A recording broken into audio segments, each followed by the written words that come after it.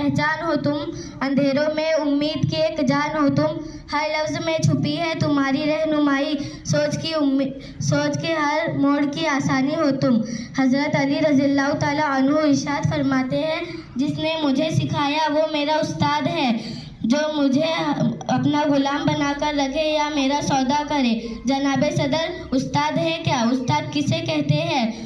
उस्ताद वो हस्ती है जो गुमान को यकीन में ढालता है, जो पत्थरों से हीरे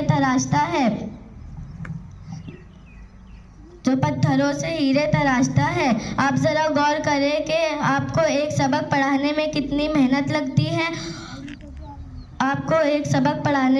मेहनत लगती है, और ना जाने कैसी कैसी जिम्मेदारियां उसके सुपुर्द होती है।